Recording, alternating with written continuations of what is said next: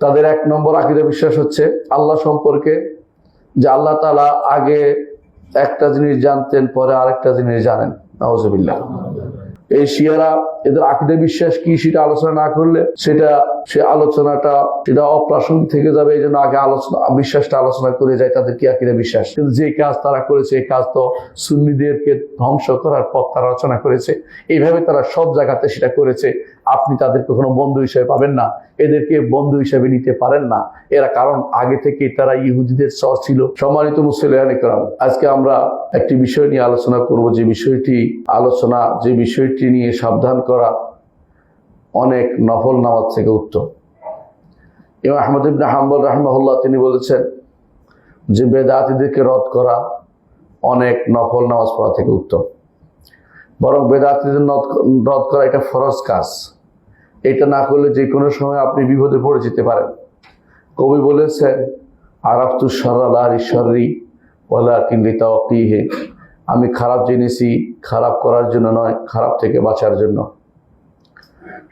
বর্তমান সময়ে আবেগে তাড়িত হয়ে অনেক মানুষ এমন সব কাজ করে বসে তাদের সেই পরিণতি পরবর্তীতে খারাপের দিকে যায়। অনেক সময় আমরা জানি না আমাদের ভালো বা মন্দ কোথায় আছে। কোরআন এবং সুন্নাতে আমাদেরকে এই অবস্থায় ওলামায়ে দ্বীনের কাছে যেতে বলা হয়েছে, অথচ আমরা নিজেরা অনেক কিছু সিদ্ধান্ত নিয়ে বসে আছি, নিজেরাই অনেক কিছু সিদ্ধান্ত নিয়ে বসে থাকি। এই জন্য আমাদেরকে জানতে হবে আমাদের শত্রু কারা, আমাদের মিত্র কারা। শত্রু মিত্র যদি না জানি, যে কোনো সময় আপনি শত্রুর কাতারে আপনাকে দেখা যাবে যে আপনি শত্রুর কাতারে আছেন, অথচ আপনি না বুঝে সেই কাতারে ঢুকে পড়েছেন। সম্মানিত মুসলিয়ানে কেরাম, উম্মতে মুসলিমা প্রথম যুগ থেকে যে অবস্থা ছিল সে অবস্থা প্রথম যারা পরিবর্তন করেছে তারা হচ্ছে প্রথমে খারেজিরা, তারপর হচ্ছে শিয়ারা। খারেজি শিয়া একটার পরিপূরক। খারেজিরা বের হওয়ার পরে শিয়ারা বের হয়েছে। শিয়াদের উদ্দেশ্য কি? শিয়াদের উদ্দেশ্য হলো, শিয়া অর্থই হলো একটি গোষ্ঠী দ্বন্দ্ব তৈরি করা। শিয়া অর্থই হচ্ছে দল বের করা, মুসলিমদের মধ্যে দলাদলি তৈরি করা। কোরআন এবং সুন্নায় কোথাও শিয়া হওয়া বা দল তৈরি করাকে অনুমোদন করা হয়নি। সব জায়গাতেই নিষেধ করা হয়েছে। মুসলিমদেরকে একসাথে থাকতে বলা হয়েছে।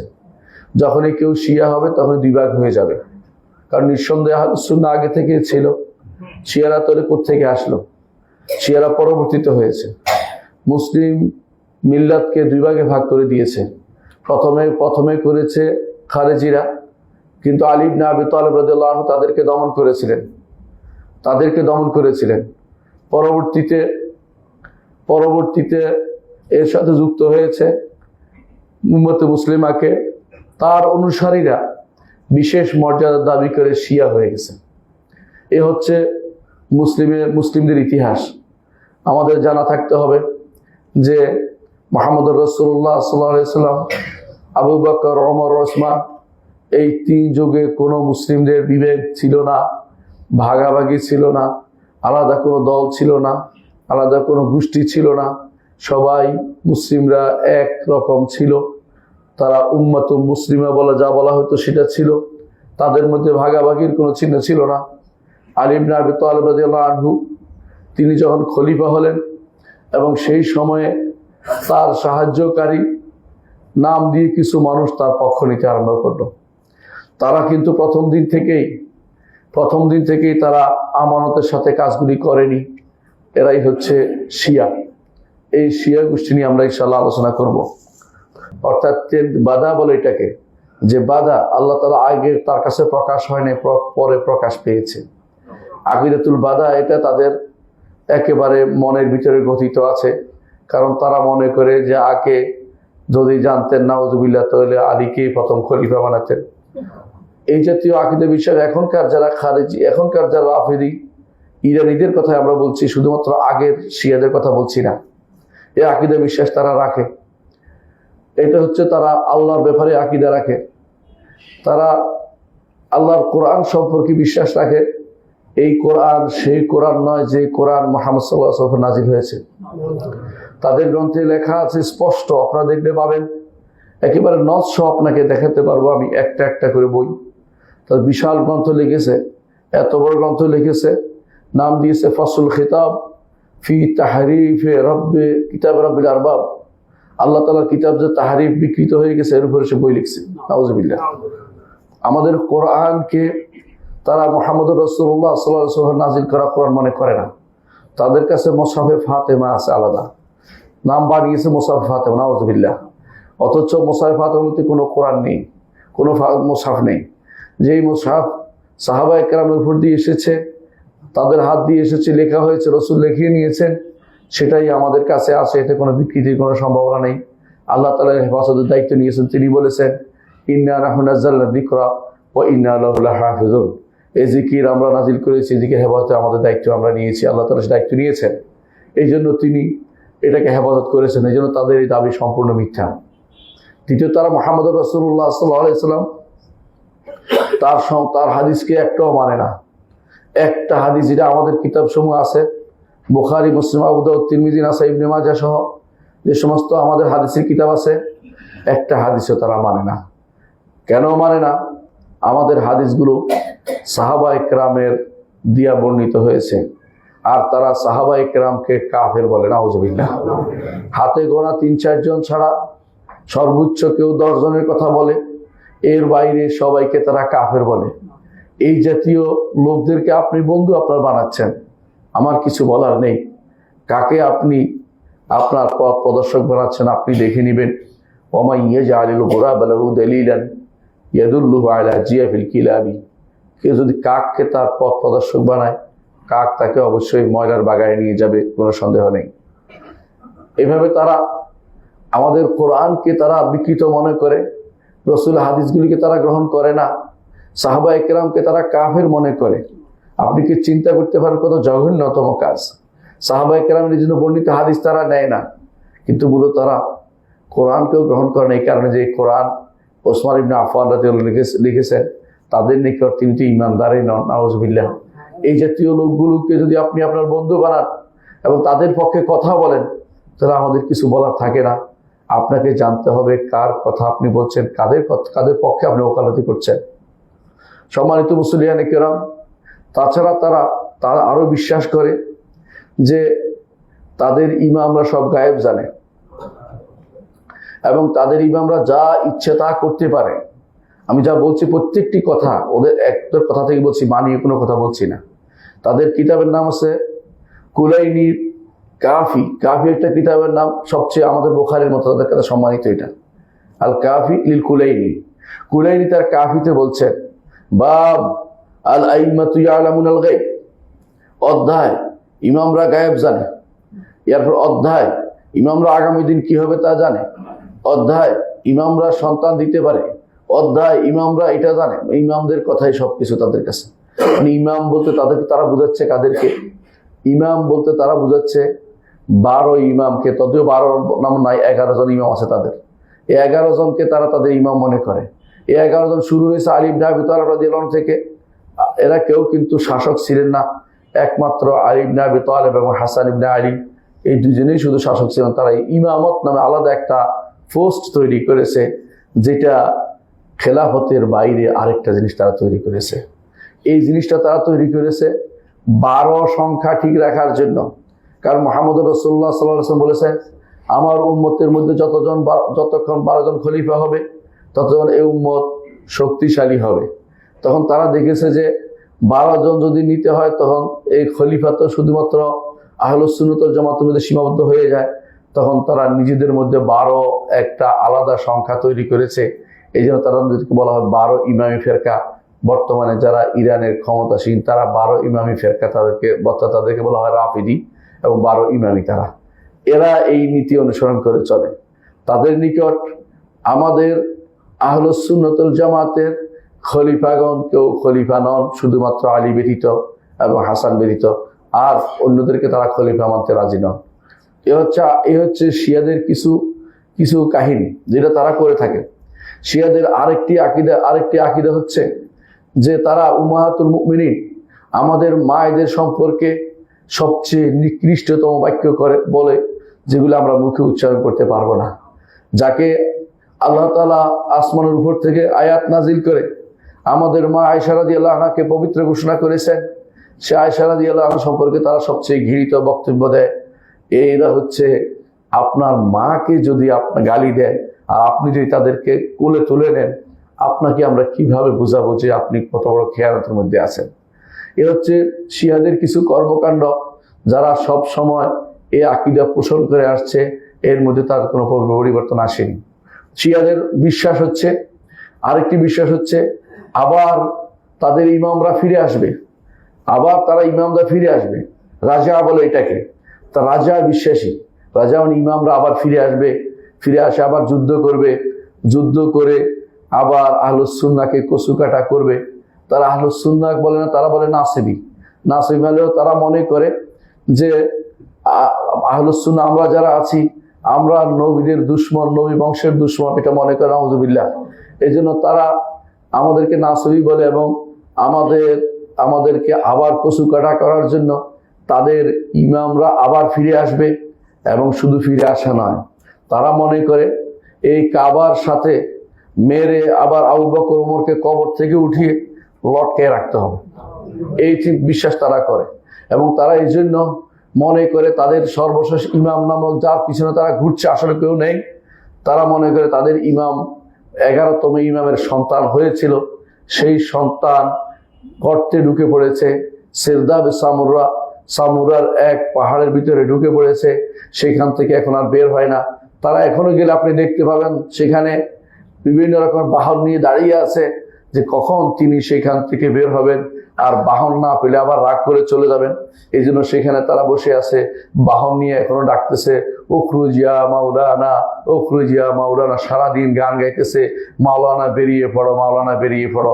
মাওলানা তো আর কোনোদিন বের হয় না, 1200 বছর পার হয়ে গেছে, তাদের মাওলানা আর বের হয় না, কারণ মাওলানা বলতে আসলে কেউ নাই। এই বিশ্বাস এখনো প্রত্যেকটি শিয়া করে।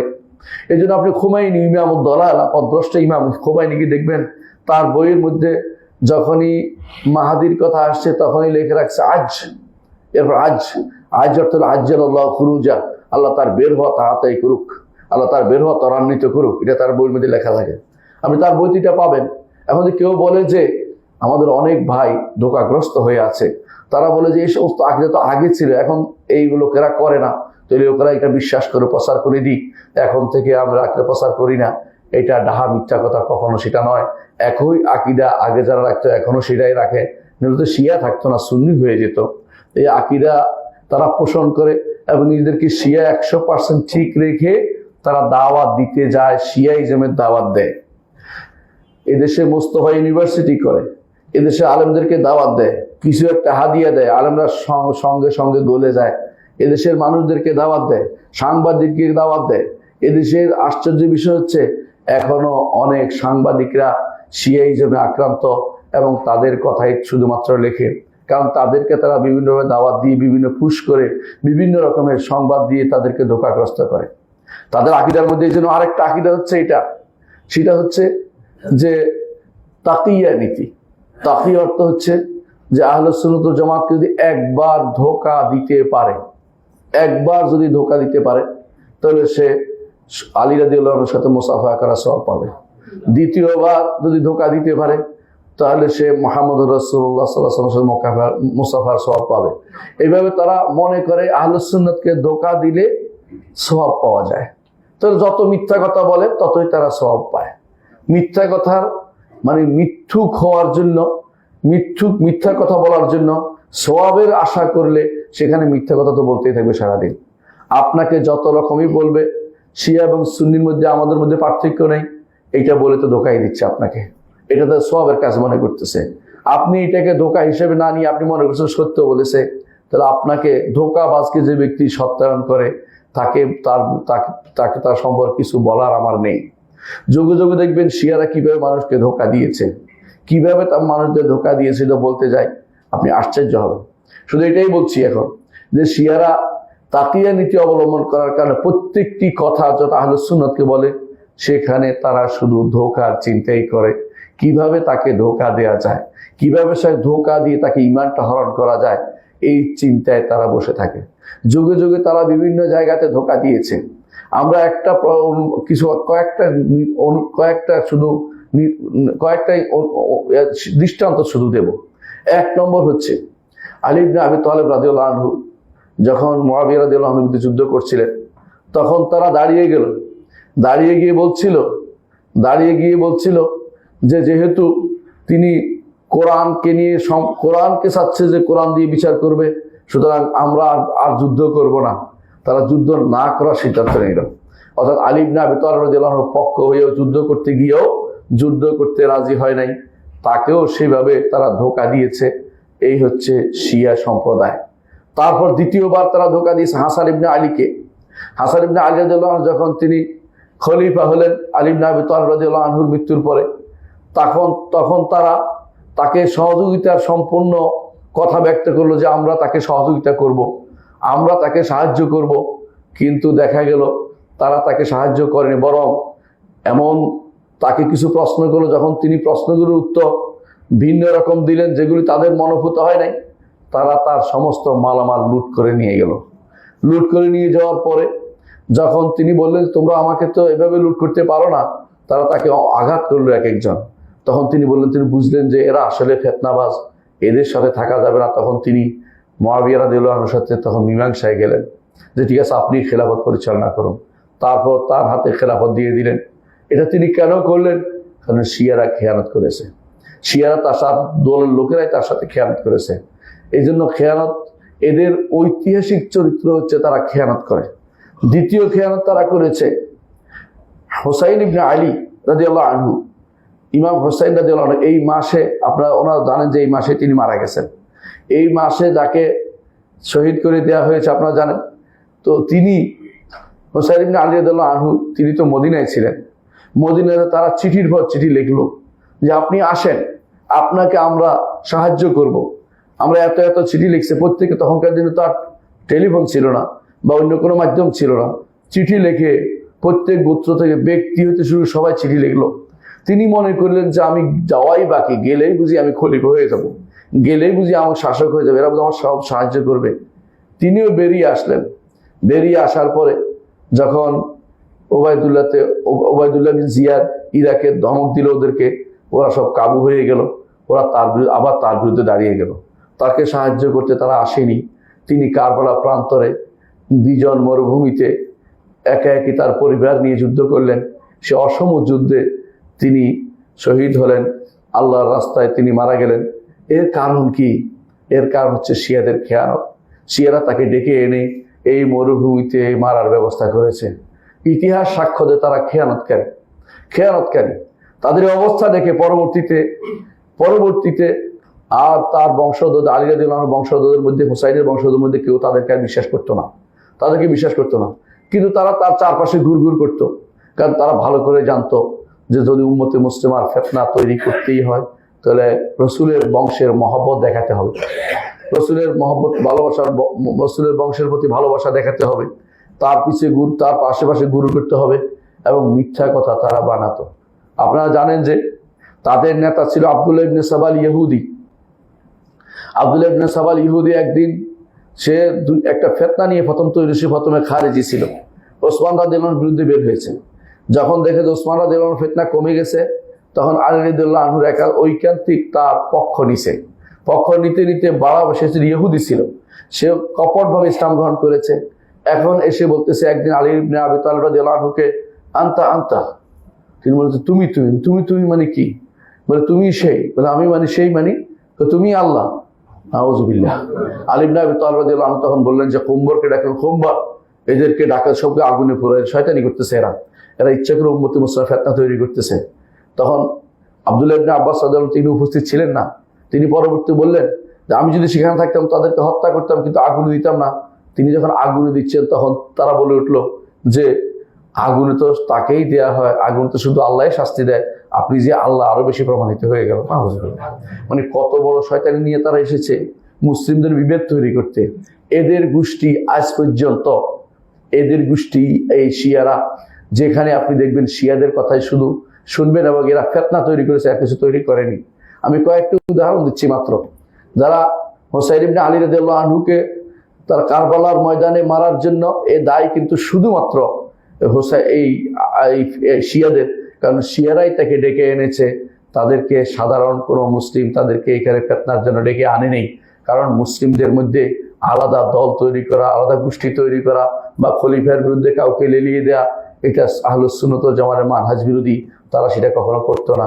এটা শুধু এরাই করে যারা কারো বিরুদ্ধে কাউকে খেপিয়ে তোলার জন্য, বিপ্লব নাম দিয়ে কিছু তৈরি করার জন্য যারা করে, সবগুলি শিয়াদের দ্বারা প্রভাবিত, খারিজ দ্বারা প্রভাবিত, যুগ যুগ ধরে এই ফিতনা তৈরি হয়ে এসেছে। আপনারা ভালো করে জানেন যে এরা সবচেয়ে বেশি কাজ করেছে খেয়ানতের, এরা সবচেয়ে বেশি খেয়ানত করেছে। আর আল্লাহ তাআলা কোরআনে কারীমে বলেছেন, ওয়াল্লাযীনা হুম লিআমানাতিহিম ওয়া আহদিহিম রাউন, ঈমানদার আমানত রক্ষা করে, খেয়ানত করে না। আল্লাহ তাআলা আরো বলেছেন, ইন্নাল্লাহা লা ইউহিব্বুল খায়িনিন, নিশ্চয় আল্লাহ তাআলা খেয়ানতকারীদের পছন্দ করেন না। আল্লাহ তাআলা আরো বলেছেন, ওয়া আন্নাল্লাহা লা ইয়াহদি কাইদাল খায়িনিন, এবং জেনে রাখো যে আল্লাহ তাআলা ষড়যন্ত্রকারীদের, খেয়ানতকারীদের কোনো ষড়যন্ত্রকে বাস্তবায়িত হতে দেন না, পছন্দ করেন না। রাসূলুল্লাহ সাল্লাল্লাহু আলাইহি ওয়াসাল্লাম তিনি বলেছেন যে মুনাফিকের আলামতের মধ্যে একটি হচ্ছে যখন তার কাছে কোনো আমানত রাখা হয় সে খেয়ানত করে। অর্থাৎ এই খেয়ানত করা হচ্ছে নিকৃষ্টতম একটি কাজ, যেটা সবসময় ঘৃণিত হয়ে আসছে। এই খেয়ানতের কাজটি সবসময় এরা করেছে, যাদেরকে আমরা শিয়া নামে পরিচিত বা রাফিজি নামে পরিচিত, সবসময় তারা এই খেয়ানত করেছে। যখন আমরা দেখতে পাই আরেকজনকে, যে হুসাইন ইবনে আলী রাদিয়াল্লাহু আনহুর পরে আরো কয়েকজন বের হয়েছে এইভাবে, যাদেরকে তারা বিভিন্নভাবে ষড়যন্ত্র করে তাদেরকে বের করেছে যে তারা যেন খলিফার বিরুদ্ধে দাঁড়ায়। তাদের মধ্যে একজন হচ্ছে নাফসুজ জাকিয়া। নাফসুজ জাকিয়াটা তারা বিভিন্নভাবে তাকে ইন্সপিরেশন করেছে যেন খলিফার বিরুদ্ধে দাঁড়ায়। আবার মুসলিমদের মধ্যে একটা যুদ্ধের ব্যবস্থাপনা তারা করেছে। এরা কিন্তু শিয়াই ছিল। আরো যে সমস্ত জায়গায় তারা এই সমস্ত কর্মকাণ্ড করেছে, তার মধ্যে একটি হচ্ছে যে হারুন রশিদের সময়, বাদশাহ হারুন রশিদের সময়, খলিফা হারুন রশিদের সময়, সেই সময় তাদের খলিফা যখন তাদের আলী ইবনে ইয়াকতিন নামক এক অপদার্থ শিয়াকে যখন তিনি জেলে পুরিয়েছেন, সে কি করছে, সমস্ত যারা সেদিন কয়েদি ছিল সুন্নি কয়েদিদেরকে মারার জন্য উপর থেকে ছাদ ধসে দিয়েছেন, যারা সবাই সেখানে মারা পড়ে। অনুরূপভাবে বুয়াহিরা, যারা এক সময় খলিফাদের কাছে ভিড়ত, বাগদাদের খলিফাদের 336 হিজরিতে তারা বাগদাদকে লুট করেছে, এবং 352-তে বাগদাদের বাজার লুট করেছে। 353-কে তিনি 15,000 আহলুস সুন্নাহকে হত্যা করেছে। 354 হিজরিতে তারা আহলুস সুন্নাহকে মুহররম মাসে হত্যা করেছে। 10ই মুহররম আরো এরকম শত শত হাজার হাজার আহলুস সুন্নাহকে হত্যা করেছে। এ সবই হচ্ছে বুয়াহিদের কারবার। বুয়াহিদের ইতিহাস আপনারা জানেন যে তারা সবই ছিল শিয়া, এবং তারা শুধু আহলুস সুন্নাতকে দেখে দেখে তারা হত্যা করত। অনুরূপভাবে ওবাইদিকারা মিশরের খেলাফত বলে যাদেরকে বলা হয়, এরা আসলে ফাতেমি বংশের না, নিজেরা মিথ্যা দাবি করে যে ফাতেমার বংশধর, মিথ্যা কথা। এরা আসলে ছিল বনি মাইমুন আল কাদ্দাহ, অর্থাৎ তারা মাজুস ছিল, এবং তারা সবচেয়ে বাতিনি ফেরকার লোক ছিল।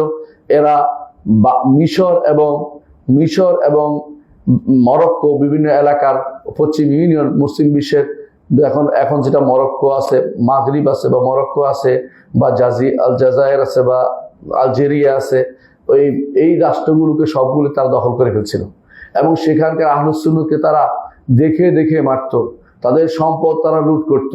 তারাই প্রথম আল আজহার প্রতিষ্ঠা করেছে। আল আজহার ফাতেমাতু জাহরা এর থেকে আল আজহার তৈরি করেছে তারা। তাদের উদ্দেশ্য ছিল তখন যে এখানে তারা শিয়াইজম প্রতিষ্ঠা করবে। এই অবস্থায় তারা অনেকদিন ছিল এই আজহার প্রতিষ্ঠানটি। পরবর্তীতে সুলতান সালাউদ্দিন আইয়ুবী যখন আসছে, তখন সেটার অবস্থা তিনি পরিবর্তন করে, সিলেবাস পরিবর্তন করে সেটাকে এই শিয়াদের থেকে আহলুস সুন্নাতের পক্ষে নিয়ে আসেন। তারপরেও মাঝে মধ্যে তারা সেখানে চড়াও হয়, এখনো মাঝে মধ্যে সেখানে শিয়াদের দৌরাত্ম্য দেখা যায়। এদের মধ্যে একজন ছিল হাকিম আমরিল্লাহ, অর্থাৎ যারা এই ফাতেমি শাসকদের মধ্যে এই লোকের অবস্থা এত ভয়ানক ছিল যে এই লোক সকালবেলা নির্দেশিত আহলে সুন্নতকে কচু কাটা করার জন্য নির্দেশ দিত। যেখানে সেখানে বাজারে যেখানে সেখানে ইয়া আলী আলী নাম ঘোষণা করার জন্য নির্দেশনা দিত। যে ব্যক্তি সেটা বলতো না তাকে ধরে নিয়ে যেত, তাকে শাস্তি দিত। এরকম কঠিন কাজ তারা করত। আহলুস সুন্নাত ওয়াল জামাতের বিরুদ্ধে তারা কথা বলতো, আবু বকর ওমরের বিরুদ্ধে তারা কথা বলতো এবং সেগুলিকে বিরুদ্ধে তারা বিভিন্ন রকমের ষড়যন্ত্র করত। তাদের সময় তাদের একজনের কথা না বললেই সে হচ্ছে মুইজ আল ফাতিমি। ফাতিমি রাজবংশের নাম ছিল, রাজা ছিল মুইজউদ্দিন, তাকে বলা হতো। এই লোকে যখন শুনল যে আবু বকর না বলেছি, তিনি বলেছেন এই কথা যে আমার হাতে যদি 10টি তীর থাকে, 9টি তীর আমি শিয়াদের দিকে নিক্ষেপ করব, আর 1টি তীর আমি ইহুদিদের দিকে নিক্ষেপ করব। এই কথা শোনার পরে তিনি তাকে ধরে এনেছেন। ধরে এনে বলে, তুমি নাকি এই কথা বলেছ? তুমি বলছো, না আমি এই কথা বলিনি। তো খুশি হয়ে গেছে লোক, যে তাহলে বলে না, মিথ্যা কথা বলা হয়েছে। তো তুমি কি বলেছ? আমি বলেছি, এখন বলছি, আগে যেটা বলেছি না বলেছি, এখন বলছি যে আমার হাতে যদি কোনো 10টি তীর থাকে, আমি 10টি তীরেই শিয়াদের বিরুদ্ধে শিয়াদের প্রতি নিক্ষেপ করব। এ কথা বলার পরে তুই বোঝে কে তাকে হত্যা করবে। সুন্নিরা কেউ রাজি হয় নাই, মুসলিমরা কেউ রাজি হয় নাই। ইহুদি একজন দাঁড়িয়ে বলছে তো আমি করব, এই কারণে আমাকে আপনি মুক্তি দিবেন। হ্যাঁ, তোমাকে মুক্তি দেওয়া হবে। তখন তিনি তার মাথার ছাল থেকে শুরু করে এইভাবে পুরো আগে ছাল খুলেছে। ছাল খুলতে খুলতে যখন হাত পর্যন্ত এসে আর তিনি পারছেন না, তিনি শুধু বলে আস্তাগফার পড়তেছেন আর লা ইলাহা ইল্লাল্লাহ পড়তেছেন। এমন সময় ইহুদি তার দরদ হলো, সে তার হাতের ছুরি দিয়ে তার গলার ভিতরে, তার পেটের ভিতরে নাড়ি ভুঁড়ি ঢুকিয়ে দিয়ে তাকে হত্যা করে ফেললো। এইভাবে তারা আহলুস সুন্নাত ওয়াল জামাতকে যোগে যোগে হত্যা করেছে। এই কাহিনী আমি বানিয়ে বলছি না, আপনারা ইমাম ইবনে কাসির রাহমাতুল্লাহ আলাইহি তার যে বিদায় ওয়ান নিহায়াত আপনি দেখতে পাবেন। ইমাম যাহাবী রাহমাতুল্লাহ তার ইয়াতে লিখেছেন। এই সমস্ত কথা আমি যেগুলি বলছি সবগুলি 2 কিতাব থেকে আমি বর্ণনা করছি। যারা এই 2 কিতাব পড়বেন তারা স্পষ্ট পাবেন ইমাম যাহাবী এবং ইমাম ইবনে কাসির রাহমাতুল্লাহ আলাইহি কিতাব। ইমাম যাহাবী তার সিয়ার আলামিন নুবালাতে সেটা উল্লেখ করেছেন। এরপর আরেকজনের কথা বলতে পারে কারামিতারা। কারামিতারা কি করেছে? কারামিতাদের মধ্যে 2 জন ছিল বিখ্যাত, আবু তাহের আল জুনাবি এবং আবু সাইদ আল জুনাবি। এরা প্রথমে কাবা আক্রমণ করেছে, কাবা ভাঙছে, জমজমের কূপকে নষ্ট করেছে, তারপরে হাজিদেরকে মেরেছে, মেরে জমজমের কূপকে পূর্ণ করে দিয়ে উপরে দিয়ে পাথর দিয়ে বন্ধ করে দিয়েছে। এরপরে তারা হাজর আসওয়াদ চুরি করে নিয়ে চলে গেছে। আজও হাজর আসওয়াদ পরিপূর্ণ পাওয়া যায় নাই। কয়েকটা টুকরা ফেরত দিয়েছিল, দয়া করে কয়েকটা টুকরা এখন পর্যন্ত আছে। আপনারা যদি দেখতে পান গোল, এটার ভিতরে দেখবেন টুকরা কয়েকটা, বাকিগুলি নাই। হাজর আসওয়াদ চুরি করে নিয়ে গেছে, আজও তারা ফেরত দেয় নাই। এরাই হচ্ছে কারামেতা শিয়া। এরা এখনো আছে, এরা এখনো সৌদি আরবের এক জায়গায় আছে দূর এলাকায়, সেখানে তারা বসবাস করে। সে কাতিফ বলে, সেখানে কাতিফ, সে এলাকা পুরোটাই শিয়াদের। এবং শিয়াদের এই এলাকাতে তারা তাদের মতো করে চলে। আহলুস সুন্নাত ওয়াল জামাতের সাথে তাদের কোনো কর্মকাণ্ড করে না, বরং তারা সেখানে তাদের মতো করে প্রতিষ্ঠান তৈরি করে পড়ায়, সেখানে রাতের অন্ধকারে পড়ায়, বিভিন্নভাবে পড়ায়। তারা আহলুস সুন্নাত জামাতের কোনো প্রতিষ্ঠানে পড়ে না। এই হচ্ছে তাদের খেয়ানতের কিছু নমুনা, যা অনেক আগে হয়েছিল। এরপরে আপনারা জানেন পরবর্তীতে অনেক আলোচনা, আমি লম্বা করছি, শুধু আলোচনা করে যাচ্ছি, কিছু খেয়ানতের উদাহরণ দিচ্ছি। ইবনুল ওয়াজির আল-আলকামি, ইবনুল আলকামি বলা হয় ওকে, বাগদাদের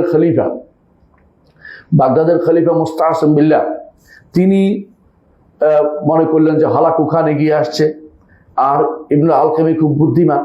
এই বুদ্ধিমান এর কোনো একটা দায়িত্ব দেওয়া যেতে পারে। তিনি তাকে প্রধানমন্ত্রীর দায়িত্ব দিলেন, প্রধানমন্ত্রী বানালেন।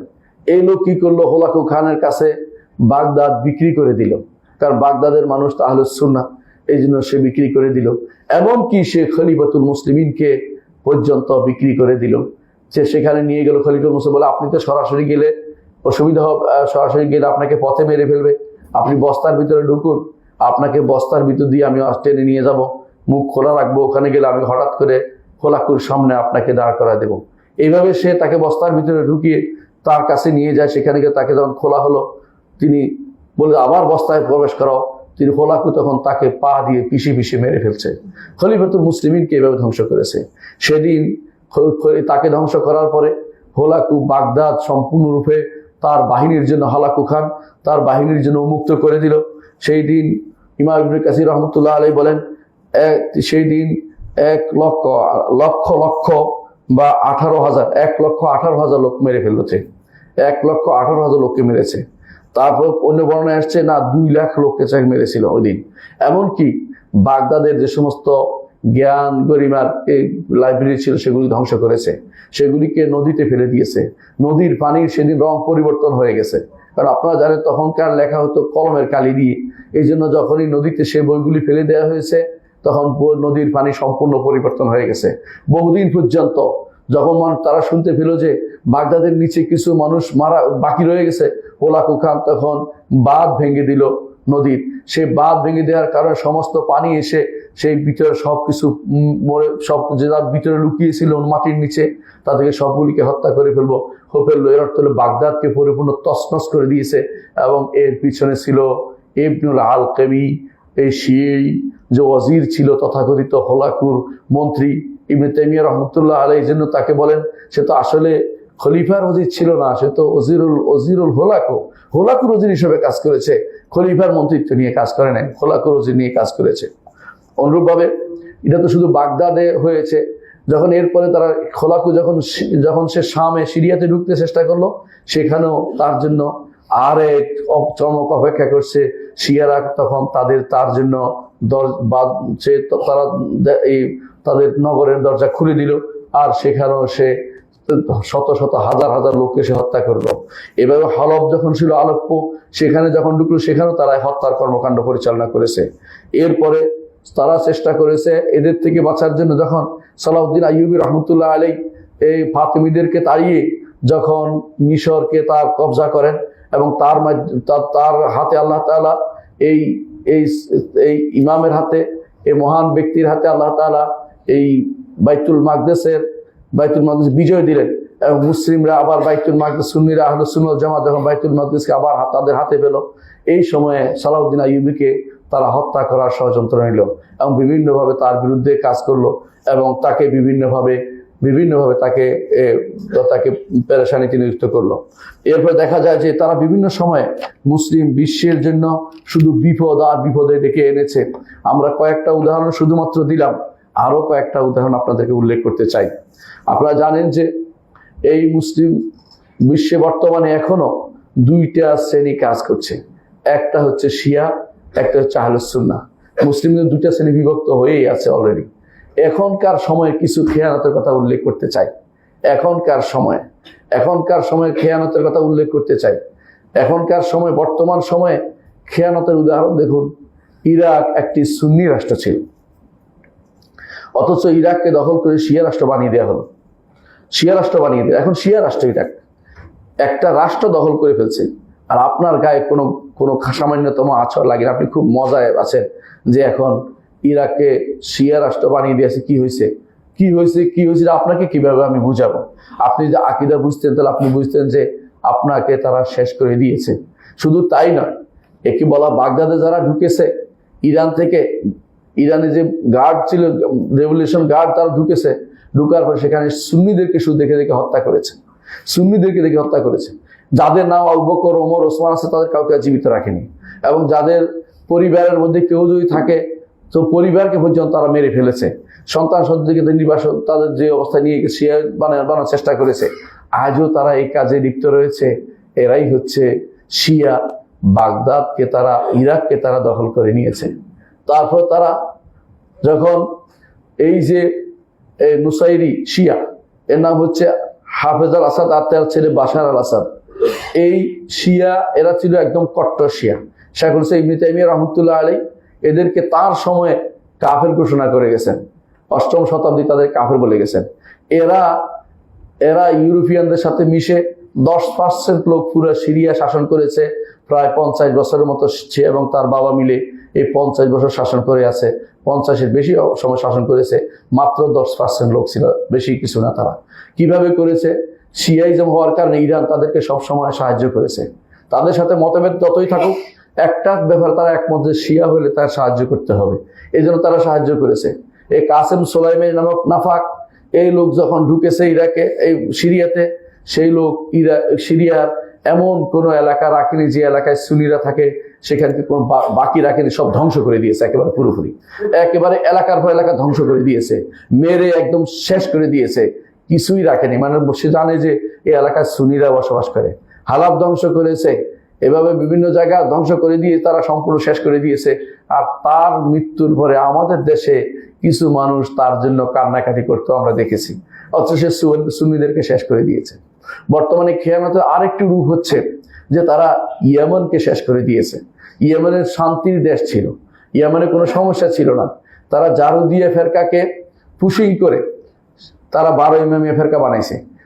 জারুদিয়া ছিল জায়দিয়ার একটা অংশ, জায়দিয়া ছিল কিছুটা কাছাকাছি আহলে সুন্নাত জামাতের, যদিও আকীদাগত কথা অনেক দূরে, কাছাকাছি মানে তারা কোনো অনেকটা মারামারি করতো না, হানাহানি করতো না, এরকম অবস্থায় ছিল।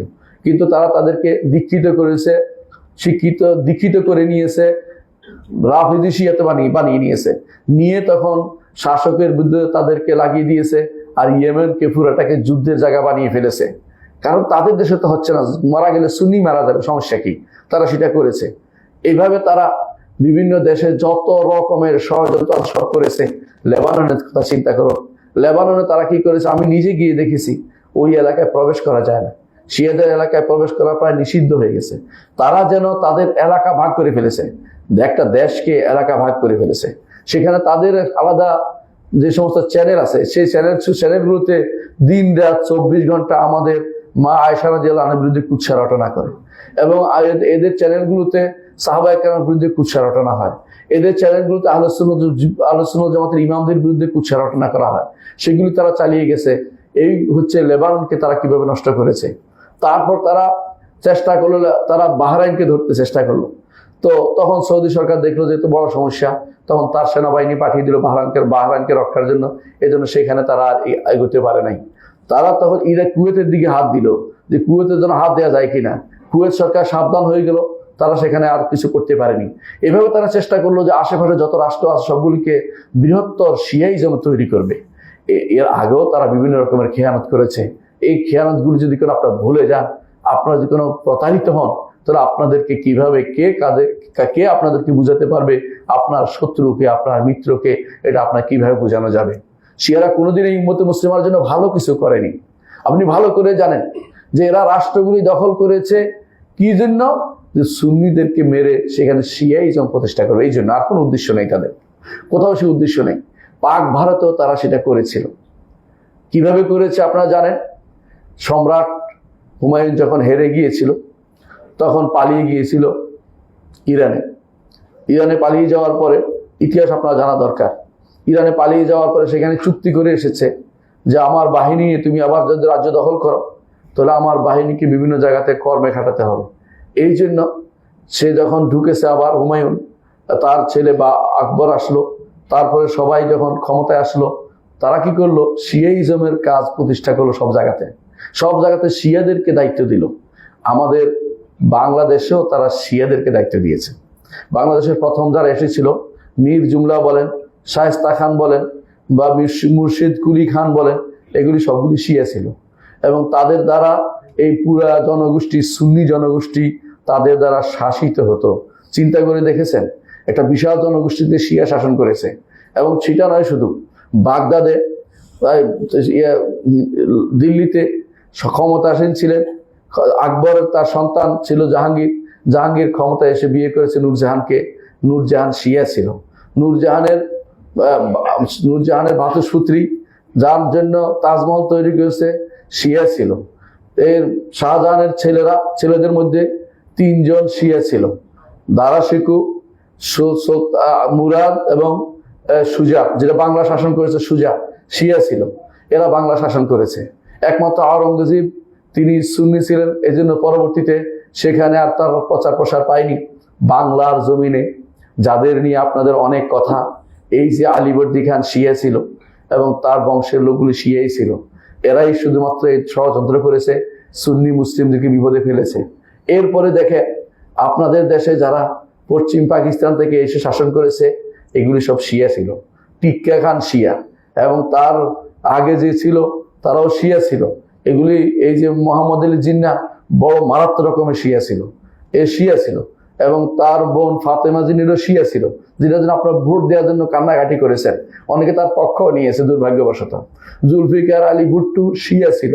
এগুলি সব শিয়া। এবং কি এরা এই দেশের মানুষের প্রতি সামান্যতম দরদ অনুভব করতো না। রাতের অন্ধকারে এদেশের মানুষকে যে ব্যক্তি মেরেছে সেই ব্যক্তিও শিয়া ছিল, অর্থাৎ ইয়াহিয়া খান যে শিয়া ছিল। এরা এই জন্য মুসলিমদের প্রতি কোনো দরদ কোনো অনুভব করে না সুন্নিদের প্রতি। এরা তাদের এই সাইতারা যেটাকে বলে, যে তাদের প্রভাব বিস্তার, তাদের মুসলিমদের জায়গা দখল, এরা তাদের সব সময় ষড়যন্ত্রের অন্তর্ভুক্ত ছিল। আপনাদের শত্রুকে চিনতে হবে। আজও তারা চাচ্ছে, তারা কোনোদিনই সুন্নিদের বিরুদ্ধে কোনোদিন তারা কোন কাফেরদের বিরুদ্ধে যুদ্ধ করবে না। আচ্ছা, তারা কেন শিয়া, তারা কেন ক্ষতি করেছে আপনি কি জানেন? যেই কারণে তারা মুসলিমদের সাথে বন্ধুত্ব থাকতে পারে না। মূল কারণটা কি? মূল কারণটা হচ্ছে, এক নম্বর হচ্ছে তারা মনে করে যে কারণে তারা সবসময় শিয়াইজম প্রতিষ্ঠা করার চেষ্টা করেছে, এর মূল কারণ হচ্ছে এটা, তারা মনে করে যে কেউ 12 ইমাম উপরে ঈমান আনবে না, সে ব্যক্তি কাফের। এটা তাদের বইতে আছে। যেমন বাহরানি তার কিতাবে লিখতেছেন, বাহরানি কিতাবে হচ্ছে আল হাদায়াকুন নাদিরা। আমি সেখান থেকে শুধু একটা কোট করতেছি, একটা শব্দ। সবগুলি কোট করে দিতে হলে আমার সারা কয়েকদিন লাগবে, শুধু একটুকু বললাম। সে বলতেছে, ওয়ালাইতা শাহরি ওয়া আইয়ু ফারকিন বাইনা মান কাফারা বিল্লাহি ওয়া রাসূলিহি ওয়া বাইনা মান কাফারা বিল আইম্মাতি আলাইহিস সালাম মা সুবুতে কাউনিল ইমাতি মিন উসুলুদ্দিন। তারা বলতেছে 12 ইমামের কথা শোনা, 12 ইমামকে মেনে নেয়া, এটা দ্বীনের মূলনীতি। অর্থাৎ আমরা যেমন বলি না আরকানুল ঈমান 6টা, যে আল্লাহর উপর, ফেরেশতার উপর, তাদের নিকট একটা বড় হচ্ছে, এটা হচ্ছে 12 ইমামকে মেনে নেওয়া হচ্ছে ঈমানের রোকন। সুতরাং তাদের নিকট যে কেউ 12 ইমামকে ইমাম হিসেবে মানবে না, তাহলে সে ব্যক্তি কাফের। আর তাদের নিকট ইহুদি নাসারার চেয়েও আমরা নিকৃষ্ট, এবং তাদের নিকট আমাদেরকে ধোঁকা দিলে তাদের সওয়াব হয়। সে জায়গায় আপনি তাদেরকে বন্ধু বলে ডেকে আনছেন, বন্ধু বলে কোলে তুলে নিচ্ছেন, তার পক্ষ নিয়ে কথা বলছেন, আপনার কি একটু সামান্য বিবেক কাজ করে না? দ্বিতীয়ত, তারা মনে করে যে আমরা নবী পরিবারের শত্রু। নাউজুবিল্লাহ, আমরা তো কোনোদিন নবী পরিবারের শত্রু না। নবী পরিবারকে আমরা ভালোবাসি, তবে ভালোবাসার আতিশয্যে বাড়াবাড়ি আমরা করি না। আমরা এটাই মনে করি, নবী পরিবার যদি কাউকে দেখি তারা ভালো, নবীর কারণে আমরা তাকে ভালোবাসবো। রাসূল এটাই বলেছেন, তার পরিবারকে দেখাশোনা করতে তিনি বলেছেন, তার পরিবারের বিরুদ্ধে কোনো ষড়যন্ত্র করতে নিষেধ করেছে, আমরা সেটা করি না। নবী পরিবার ফলে এখনো আমাদের অন্তর বিগলিত হয়।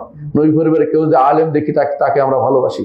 নবী পরিবারের মধ্যে কিন্তু যারা 12 ইমামের অনুসরণ করে, এদের মধ্যে যখন ইয়ার পরে জাফর সাদেকের পরে আর কোনো আলেম আসে নাই। অর্থাৎ যারা 12 ইমাম অনুসরণ করে, প্রথম 3-4 জনের পরে, 5 জনের পরে আর কেউ আলেম আসে নাই। প্রত্যেকেই সাধারণ মানুষ ছিল, তাদেরকে আলেম ছিল না, তাদের উল্লেখযোগ্য কোনো কাজও ছিল না। জাফর সাদেকের পরে যারা আসছে তারা কোনো আলেম ছিলেন না। তারপরেও তাদের নবীর পরিবার হওয়ার কারণে তাদেরকে আমরা মন থেকে ভালোবাসি। নবীর আলেম না থাকলেও মানুষ একটা ভালোবাসা পায় ইমানের কারণে, সেটা আমরা অবশ্যই করি। নবী পরিবার হওয়ার কারণে আরেকটা ভালোবাসা তাদের প্রতি থাকে। কিন্তু শরিয়া বিরোধী হলে তাদেরকে তো ভালোবাসা যাবে না। শরিয়া বিরোধী কেউ যদি কোনো নবী পরিবার হয়েও যদি অন্যায় করে, অন্যায়কারী হিসেবে ধর্তব্য হবে। মুহাম্মদ রাসূলুল্লাহ সাল্লাল্লাহু আলাইহি ওয়াসাল্লাম এই জন্য বলেছেন, যদি ফাতেমা পিতা মুহাম্মদ চুরি করতো, আমি তার হাত কেটে দিতাম। এদের অর্থ হচ্ছে যে অন্যায়কারীকে প্রশ্রয় দেওয়া শরীয়ত অনুমোদিত না। নবী পরিবার বলেই ছাড় পেয়ে যাবে তা নয়। রাসূলুল্লাহ সাল্লাল্লাহু আলাইহি ওয়াসাল্লাম বলেছেন, মান বাত্তা বি আমালুহু লাম ইউসরা বিহি নাসাবুহু, যার আমল তাকে দূরে সরিয়ে দিবে, নসব তাকে কাছে টেনে নিবে না, নসব কাছে আনবে না। নসব তাকে, কারণ বংশের কারণে সে পার পেতে পারবে না। অন্যায়কারী অন্যায়ের শাস্তি তাকে পেতেই হবে। নবী পরিবারের লোকেরা নাম দিয়ে অনেকেই দাবি করছে, অনেকে কিন্তু মিথ্যা দাবি করছে। অনেকের রাসূলুল্লাহ পরিবারের সাথে সম্পৃক্ততা নেই, জোর করে বর্তমানে ইরানিরা অনেকে সেরকম দাবি করে বসে তার নবী পরিবারের সাথে সম্পৃক্ত। আসলে তাদের সাথে নবী পরিবারের সম্পর্ক নাই।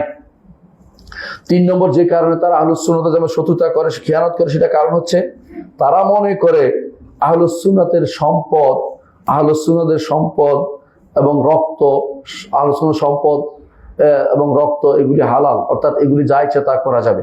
নাউজুবিল্লাহ, তাদের এই বিশ্বাস তাদের গ্রন্থে লেখা আছে, এবং একটা দুইটা না, অনেকগুলো, আপনি পৃষ্ঠার পৃষ্ঠা তাদের গ্রন্থে লেখা পাবেন। এই জন্য তাদের গ্রন্থ তারা কাউকে দেয় না, লুকিয়ে রাখে। বর্তমান সময় এটা বেরিয়ে গেছে আলহামদুলিল্লাহ, ইন্টারনেটের কারণে অনেকের কাছে স্পষ্ট নস্য আছে। আপনাকে যদি আপনি আরবি পড়তে পারেন, আপনি স্পষ্ট পাবেন। যদি এইটুকু চার্জ দেন, খুঁজে পাবেন যে খেয়ানত শিয়া, আবরাল উসুর, আবরাত তারিখ, আপনি দেখতে পাবেন যে তাদের এই সমস্ত গ্রন্থ স্পষ্ট উল্লেখ আছে। এবং তারা মনে করে আহলুস সুন্নাতকে মারা কোনো গুনার কাজ নয়। তারা মনে করে আহলুস সুন্নাত হচ্ছে নাফাক। নাউজুবিল্লাহ। এই জন্য তারা কখনো আহলুস সুন্নাতকে তো তারা কোনোভাবেই তারা সহ্য করতে পারে না। চতুর্থ যে কারণে তারা আহলুস সুন্নাতের সাথে খেয়ানত করে, তা হচ্ছে তারা মনে করে জিহাদ হারাম যতক্ষণ পর্যন্ত তাদের 12 নম্বর ইমাম গর্ত থেকে বেরিয়ে না আসছে, অতক্ষণ পর্যন্ত কোনো জিহাদ নেই। তাহলে এখন যেটা করছে এটা কি বলবেন? এখন তো তারা, আপনাদের অনেকেই ধারণা করছে জিহাদ করতেছে তারা ওই দেশে, তাদের নিকট প্রতিরোধ করা যাবে, অর্থাৎ কেউ আক্রমণ করছে এটা প্রতিরোধের জন্য সব করা যাবে। আবার প্রতিরোধ বাধাও তো তারা দেখতে পাচ্ছেন বিভিন্ন যুদ্ধ করে, আপনারা দেখেন না যে বিভিন্ন লোক আসলে সেগুলো বলে জ্যাব বলে, পকেট, নিজেরা যুদ্ধ করবে না, কাউকে অস্ত্র দিবে, তারা যেন হামলা করে, এরপর তারা মারা যাবে, তারা শান্তি থাকবে। অর্থাৎ যুদ্ধ লাগিয়ে রাখা, নিজেরা শান্তি থাকা, এটা হচ্ছে তাদের একটা পলিসি। এই পলিসি তারা যুগ যুগ ধরে অ্যাপ্লাই করেছে। এই অ্যাপ্লাইয়ের মাধ্যমে এই এই ইমামুদ্দালালা, পদভ্রষ্ট ইমাম খোমেনি, সে এই কাজটা করেছে। সে কি করেছে? ইরাকের সাথে যুদ্ধ লাগিয়ে রেখেছে। আবার পরবর্তীতে তার অনুসারীরা তারা ইয়েমেনের সাথে যুদ্ধ লাগিয়ে রেখেছে। তারা সবসময় আহলুস সুন্নাত জামাতের দেশের ভিতরে যুদ্ধ লাগিয়ে রাখবে, নিজেরা যেন শান্তি থাকতে পারে, অস্ত্র বিক্রি করবে, অথবা এইও বলবে, বিভিন্ন রকম কথা বলে আপনাকে ধোকা দিবে। আপনি জানেন তারা যখন তেহরানে প্রবেশ করেছে, তেহরানের শাহের আমলে, শাহ ছিল এর আগে, সেও শিয়া ছিল, কিন্তু শিয়া থাকলেও তারা ধর্মীয় উন্মাদনায় যুক্ত ছিল না। শিয়াতে তখন 93টা আহলুস সুন্নাতের মসজিদ ছিল। একটা বড় শহরে 93টা মসজিদ কম কথা না। সেখানে তারা এসে সমস্ত মসজিদগুলি দখল করে ফেললো, একটা মসজিদে রাখলো না, একটা মসজিদে রাখে না, এবং বলে যে আমরা শিয়া সুন্নি কোনো ভাগ নেই।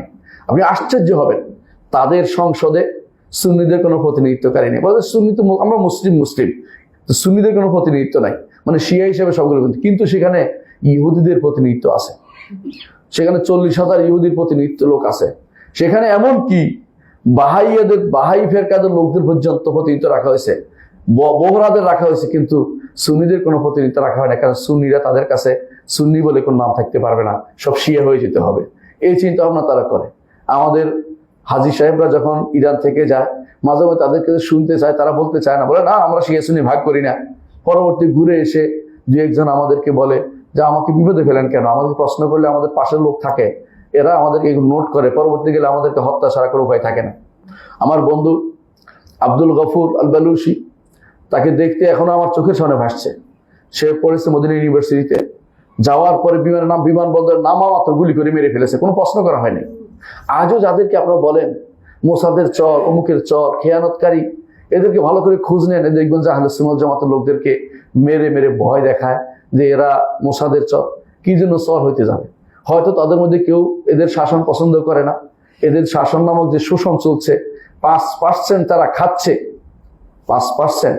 প্রত্যেকটি মানুষকে তাদের ইমামদের 5% দিতে হবে, প্রত্যেকটি মানুষকে। এই যে চিন্তা ভাবনা, তার আয়ের 5% ওদের জন্য ভাগ করে নিয়ে যেতে হবে। এই খুমুস আমাদের দেশেও 5% অনেকের কাছেও আছে, অনেকে 5% নেয়, এগুলি শিয়াদের থেকে প্রাপ্ত। এখন তারা এইভাবে নিচ্ছে, 5% নেয়, এদের বিরুদ্ধে কেউ কেউ প্রতিবাদ করে, তখনই তারা তাদেরকে বলে মোসাদের চর, এই চর ওই চর, দেশ বিরুদ্ধে খেয়ানতকারী ইত্যাদি বলে তাদেরকে হত্যা করে। আপনি আহলুস সুন্নাত ওয়াল জামাতকে আপনি দেখতে পাবেন, এদেরকে নিয়ে ইরানের বিভিন্ন জায়গাতে দেখবেন রাস্তার মাঝখানে মারতেছে, তাদেরকে তার রাস্তার মাঝখানে বিরাট বিরাট মেশিন দিয়ে রাখছে, শুধু ওদেরকে টেনে টেনে শুধু ফেলছে, যুবকদেরকে মেরে ফেলতেছে। এগুলি সবই কিন্তু তাদের খেয়ানতের কাজের। খেয়ানত তারা আগেও করেছে, এখনো করে যাচ্ছে, এবং তারা এর তাদের কোনো সামান্যতম কোনো থেকে তারা মুক্ত হচ্ছে না। ওরা দেখবেন এই দেশে বা বিভিন্ন দেশে তারা তাদের লোক পাঠায় কি জন্য? এই দাওয়াতের জন্য লোক পাঠায়, তাদের শিয়াই যেমন দাওয়াতের জন্য। ইরানি ভাষা শিক্ষা দিবে, ফার্সি ভাষা শিক্ষা দিবে বলে বিভিন্ন ইউনিভার্সিটিতে তারা কি করে, ডিপার্টমেন্ট খোলে, আর সেখানে ধীরে ধীরে তাদেরকে শিয়া বানায়। বাংলাদেশ থেকে 100-এর অধিক বারবার নিয়ে যাচ্ছে, 100 করে লোক নিয়ে যাচ্ছে ইরানে, এই ছাত্র নিয়ে যাচ্ছে পড়ানোর জন্য। ওই ছাত্ররা দেশে এসে ধীরে ধীরে শিয়া হয়ে যাচ্ছে এবং শিয়াইজম প্রতিষ্ঠা করতেছে। ওখানে থেকে অনেকেই বিভিন্ন রেডিও তেহরানে চাকরি করেছে, অনেকে দেশে আসার পরে শিয়াইজম কাজ করছে, তারাও করছে, এখনো করছে। বাংলাদেশের বইতে ফার্সি ভাষায় তারা কবিতা রচনা করে দিচ্ছে, ফার্সি ইমাম, এমনকি তাদের লোকে মাঝে মধ্যে টক শোতে এসে বলে কোনো উত্তর যদি কোনো সুফিবাদের যদি কোনো দলিল না পাওয়া যায় মুসলিমদের গ্রন্থে, শিয়াদের গ্রন্থে কিন্তু অনেক দলিল আছে। আমি আশ্চর্য হয়েছি, এবং পরে দেখেছি এই লোক তো রেডিও তেহরানে চাকরি করেছে, সেখান থেকে সেটা নিয়ে এসে আমার দেশে সেটা চালু করতে চেয়েছে। এরা কোনোদিনই সঠিক পথে আর ফিরে আসতে, আল্লাহ যদি না সঠিক ফিরে আসতে পারবে না, কারণ তারা প্রভাবিত হয়ে গেছে শিয়াইজম দ্বারা। এই শিয়াইজম তার প্রতিষ্ঠা করার জন্য তারা সবকিছু করে। আপনি যদি কোনো আবু বকর নাম হয় আপনাকে তারা বিষও দিবে না। আপনার যদি ওমর নাম হয় আপনাকে তারা বিষও দিবে না। পুরো ইরান খুঁজে আবু বকর ওমর কিছু পাবেন না। আবু বকর ওমর ওসমান নাই, সব মেরে ফেলেছে। মানে এই নাম রাখা যাবে না, কারণ এটা হচ্ছে তাদের কাছে ঘৃণিত নাম। আপনি আশ্চর্য হবেন, তাদের বাথরুমে টাইলসের মধ্যে আবু বকর ওমর লিখে রাখে, তা ওসমান লিখে রাখে। আপনি একটা দুইটা ছবি না, আপনি দেখবেন হাজার হাজার ছবি বের করে না পাবেন বর্তমানে। কারণ বর্তমানে ইয়ার যুগ, এটা বেরিয়ে গেছে, মানুষ কেউ না কেউ বের করে দিয়েছে, আপনি সেটা দেখতে পাবেন। এদের মধ্যে কেউ গরু একটা নিয়ে আসে, আর নাম দেয় আবু বকর, একটা নাম ওমর নাম দেয়, এটা পিটাই মারে। উদ্দেশ্য হচ্ছে আবু বকর ওমরকে মারতেছে। আরে গরুর কি দোষ? এটা তো একটা প্রাণী, অবলা প্রাণী, তারে কেন মারতেছ? ওমরকে কেন নাম দিয়ে কেন তুমি ছাগল মারতেছ? এবার আয়েশা রাদিয়াল্লাহু আনহা নামে একটা কিছু করে তাদেরকে মারা, এবং তাদেরকে এই কথা আপনি এখন দেখবেন ফেসবুকে ভর্তি, যে ছোট বাচ্চাদেরকে শিখাচ্ছে। তারা বিভিন্ন মহারাজান করে, বিভিন্ন রকম অনুষ্ঠান করে, অনুষ্ঠানের মধ্যে বাচ্চাদের শিক্ষা দেয় কিভাবে গালি দিতে হবে, যে আয়েশা ফিন্না নাউজুবিল্লাহ, আয়েশা জাহান্নামে যাবে, অমুক বিষয়ে কথাবার্তা তারা বলতে, এগুলো বাচ্চাদের, ছোট বাচ্চাদের শিক্ষা দেয়। এবং এইটাই তাদের কাছে বড় বড় সাকাফা বলে, এটা তাদের হচ্ছে, এটার উপর তারা টিকে আছে। আপনি তাদেরকে বন্ধু বানাচ্ছেন, আপনি মনে করছেন যে তারা ভালো কাজ করেছে। আপনি কি একটু চিন্তা করেন না, তারা আমাদের গাজা কিন্তু ধ্বংস করে দিয়েছে। গাজা ধ্বংসের মূল কারণ কি? আপনি যদি বলেন যে ধীরে ধীরে মরতো, আমরা যুদ্ধ করে মরেছে, এই জাতীয় আবেগের কথা বলবেন না দয়া করে। ধীরে ধীরে সবাই মরে, কেউ কি যুদ্ধ করে এই অসম যুদ্ধে মরতে চায়? যেখানে এত হাজার হাজার ট্যাঙ্কের বিরুদ্ধে আমি ক্লাসিনকোভ দিয়ে 2 জন মাইরা দৌড়ে দিছি, এরপরে আমার নারী পুরুষ সবাইকে মেরে ফেলেছে। কত হাজার লোক মেরেছে, কত লাখ লোক মেরেছে গাজাতে। আপনি কি জানেন গাজাতে কি আর মানুষ আছে? তা আপনি এই কারণটা সূত্রপাত কে করে দিয়েছে? আপনি কয়েকজন যুবকের হাতে অস্ত্র তুলে দিয়েছেন, অথবা কয়েকজন যুবককে আপনি ইন্সপিরেশন করেছেন, যাতে করে মানাবাড়ি করে অমুককে 10 জনকে মেরে আসো। এরা 12 জন মেরেছে, 120 জন, 1,20,000-কে মেরে ফেলেছে। 12 জন 1,20,000 সমান হলো? শরীয়তে জানতে হয় কখন যুদ্ধ করতে হয়, কখন যুদ্ধ করতে হয় না, এটাও তো জানা দরকার। যুদ্ধ কখনো ধৈর্য ধারণ করতে হয়, অবস্থা বুঝে, অবস্থা আল্লাহ শক্তিশালী করে তখন যুদ্ধ করতে হয়। আপনি অসম যুদ্ধ তৈরি করে দিয়ে গাজার মানুষদেরকে হত্যার যে কাজটা করেছেন, এটা তো সুন্নি মরেছে, ওরা তো শিয়া মরে নাই। শিয়া হলে তারা যুদ্ধ করতে দিত না, আপনারা ভালো করে জানেন। সুন্নি হওয়ার কারণে এদেরকে যুদ্ধে লাগিয়ে দিছে, আর সবসময় জিহাদের প্রেরণা তাদের মধ্যে তুলে দিয়েছেন। কিন্তু জিহাদ তো সবসময় করতে হয় না, কখনো কখনো জিহাদের জন্য ধৈর্য ধারণ করতে, অপেক্ষা করতে হয়, আল্লাহ পরিবেশ তৈরি করে না দেওয়া পর্যন্ত। কিন্তু যে কাজ তারা করেছে, এই কাজ তো সুন্নিদেরকে ধ্বংস করার পথ তারা রচনা করেছে। এইভাবে তারা সব জায়গাতে সেটা করেছে। আপনি তাদেরকে কোনো বন্ধু হিসেবে পাবেন না, এদেরকে বন্ধু হিসেবে নিতে পারেন না। এরা কারণ আগে থেকে তারা ইহুদিদের সর ছিল, এখনো ইহুদিদের সর হিসেবে কাজ করছে। এরা কোনোদিন জেহাদ আসলে করবে না, কারণ তাদের নিকট, তাদের গ্রন্থ অনুসারে জেহাদ করতে হলে আমিরে মাসুম লাগবে। অর্থ কি? আমির মাসুম অর্থাৎ নিরপরাধ ইমাম লাগবে। নিরপরাধ ইমাম তো একমাত্র যিনি তাদের মতে গর্তে ঢুকে গেছে, সে তো বের হয় নাই, কিভাবে যুদ্ধ করবে? এই জন্য যুদ্ধ করে না, শুধু প্রতিরোধ করে, আক্রমণ করলে প্রতিরোধ করে, অথবা কাউকে লাগিয়ে দেয়, তোমরা যুদ্ধ করো, আমরা তোমাদের পিছিয়ে আছি। এই হচ্ছে তাদের ষড়যন্ত্র সব। আমরা যদি এই ষড়যন্ত্র না বুঝতে পারি, আমরা বুঝতে পারি না, কারণ রাসূলুল্লাহ সাল্লাল্লাহু আলাইহি ওয়াসাল্লাম একটা কথা বলেছেন। তিনি বলেছেন, আল মুমিনু গিররুন কারীম, ইমানদার হচ্ছে গিররুন, ধোঁকা খায়, কারীম ভালো মানুষ, দ্রুত ধোঁকা খেয়ে যায়। ওয়াল মুনাফিকু খাব্বুন লাঈম, এবং মুনাফিক হচ্ছে, ফাসিক হচ্ছে খাব্বুন, ধোঁকাবাজ, লাঈম নিকৃষ্ট। এরা মানুষকে ধোঁকায় দেরি করে, যে কোনো পথেই ধোঁকা দেয়। ইমানদার চিন্তা করে আখিরাতে যে আমি একদম মানুষকে কেন ধোঁকা দেবো, কেন আমি ক্ষতিগ্রস্ত করবো।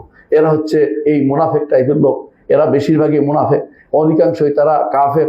কারণ যারা, আপনারা জানেন যে মুশরিক হওয়ার জন্য যে সমস্ত আকীদা পোষণ করলে মুশরিক হয়, বর্তমান রাফেজিরা সবগুলি সে আকীদা পোষণ করে, তাহলে তারা কাফের মুশরিক হয়ে গেলে আপনি তাদের বিরুদ্ধে আরেক গোষ্ঠীকে প্রাধান্য দেওয়ার কোনো মানে হয় না। দুটাই, ইহুদি নাসারা যেমন শয়তান, যারা যেন আল্লাহর দুশমন, এই রাফেজিরও আল্লাহর দুশমন, উভয়কে দুশমন হিসেবে গ্রহণ করুন। সুতরাং এই বিষয়টা আমাদের প্রত্যেকের জানা উচিত। আকুলু কাউলি হাযা ওয়া আস্তাগফিরুল্লাহ লি ওয়া লাকুম ওয়া লিসাইরিল মুসলিমিন ফাস্তাগফিরুহু ইন্নাহু হুয়াল গাফুরুর রাহিম।